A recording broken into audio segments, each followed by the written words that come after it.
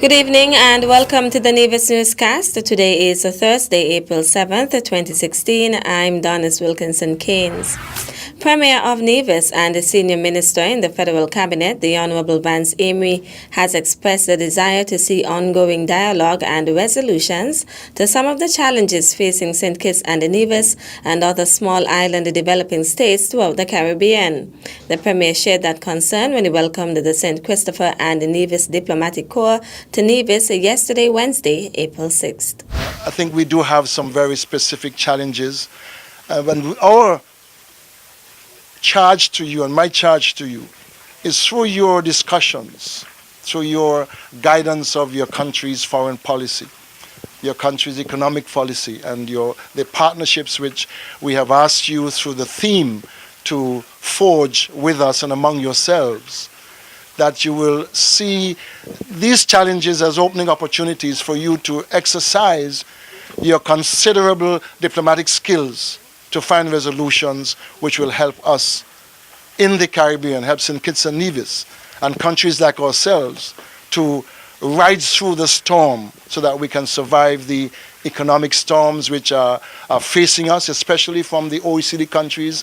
And I think we clearly have been talking a lot about the blacklisting of our jurisdictions at sometimes, the challenges to the near threat of loss of correspondent banking for our businesses. And I said to you that were that to happen, it would be very detrimental for international trade and for the survival of our countries. Premier Amy urged the diplomats to make these matters important aspects of discussions in their various capitals.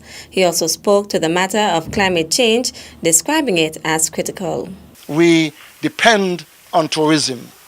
There is a threat that climate change could affect our ecology, our marine life. And we expect that coming out of COP21, that we will see some resolutions and some solutions which will help our developing countries to really have a chance to survive. And I am charging you as our partners in this international arena, as our representatives and honorary consuls, and representatives of your several countries with whom we have diplomatic arrangements and agreements, that we see ourselves as teaming together, strengthening the relationships so that we can provide the solutions which will provide for our small countries that survival, so that we do not become neglected and relegated to being countries which are unable to look after our people. Yesterday, the diplomats toured the island's cultural and historical sites. The tour was one of several activities organized for Diplomatic Week under the theme Forging New Partnerships and Strengthening Networks for Sustainable Growth and Economic Development. The NIA's Health Promotion Unit joined the observance of World Health Day today, Thursday, April 7th. Felicia Liber tells us more. Today is observed as World Health Day, and the Ministry of Health's Health Promotion Unit hosted an outreach activity in the form of a free health screening at the War Memorial Square in Charlestown. Permanent Secretary in the Ministry of Health, Nicole Slack-Liburd, gave her take on the activity. So far, we've had close to 60 persons turning out and participating in our various stations that we have. We're doing blood pressure screening, blood sugar screening. We're also providing nutritional information, as you see in the back of us, and we're also providing height and weight and educational materials. This is an outreach activity that we do not just for World Health Day, but every quarter. We want to encourage persons to know their numbers. We know that the burden of disease in St. Kitts and Nevis reflects a high prevalence of non-communicable diseases such as diabetes and hypertension. We have over 500 persons on the hypertensive register and close to 500 persons on the diabetes register. She then stated that she is pleased with the turnout. The turnout is excellent, and we've been doing quite a bit of promotion, and so we do that for all of our activities, and the response has always been great. So by the end of the morning, we expect to have over 100 persons. World Health Day 2016 is being observed under the theme Beat Diabetes. Reporting for the Nevis Newscast, I'm Felicia Liburd. Thanks, Felicia. Prime Minister the Honorable Dr. Timothy Harris has assumed the chairmanship of the Council of Ministers that oversees the Regional Security System, RSS.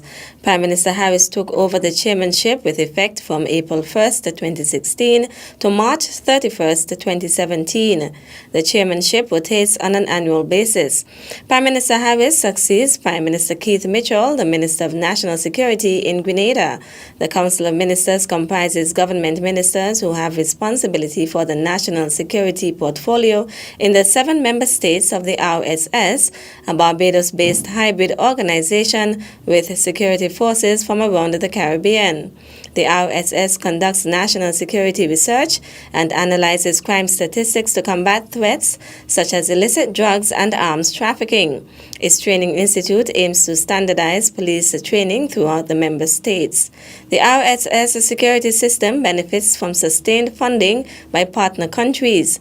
The mission statement of the regional security system is to ensure the stability and well-being of member states through mutual cooperation in order to maximize regional security in preserving the social and economic development of our people. Its motto is strength through unity. Still to come, we will be on Bond Radio having Youth Talk, where we will be discussing a lot of issues that are affecting our young people. We'll give you the details after this break. The streets again and again. We are the sweetest, sweetest, and I will never let you go. Been waiting all this time for you. Been waiting so long for you. Come around, we are the sweetest, sweetest, and I will never let you go. Celebrating the old, showcasing the new. Culturama 42. You got the sweetest.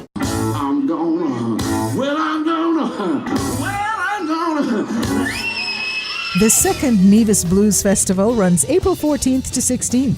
Enjoy 3 nights of the best in blues, soul, and rock right on the beach at Awali Bay with international artists from the USA, the UK, Ireland, and the Netherlands.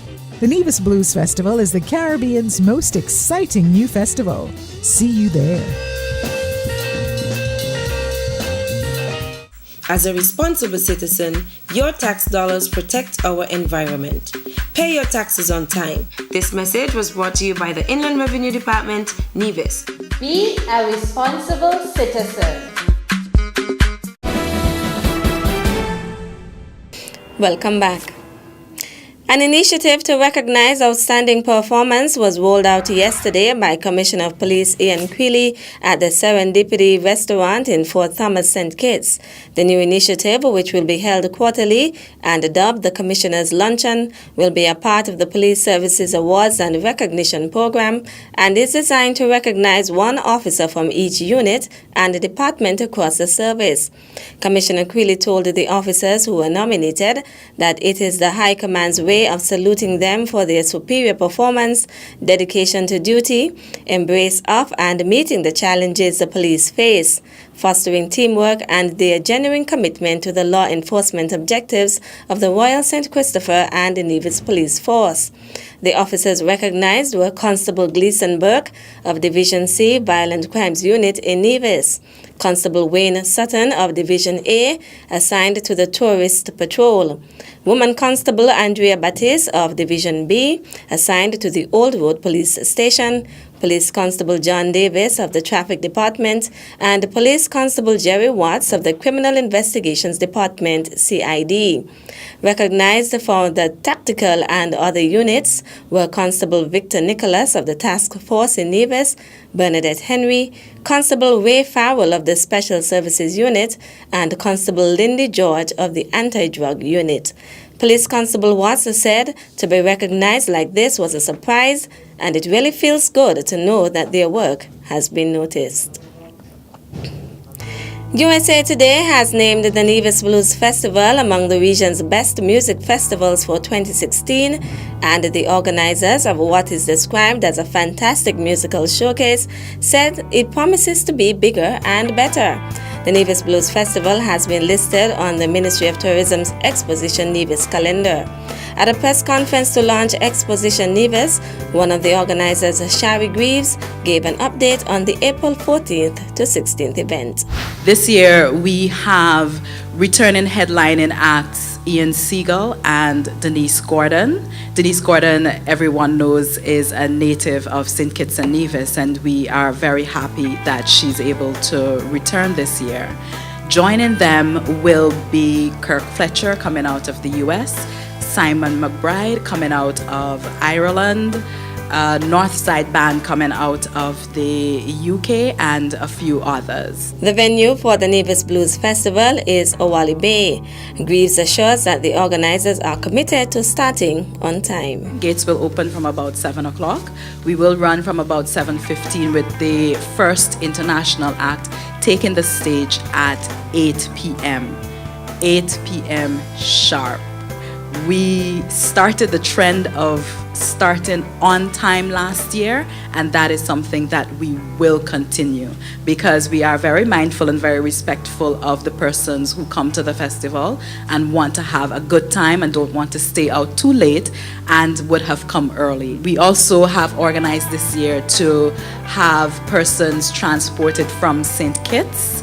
We have partnered with Prince Devonte J, the official party boat of St. Kitts and Nevis. So they will be selling tickets and ferrying persons from St. Kitts to Nevis and back.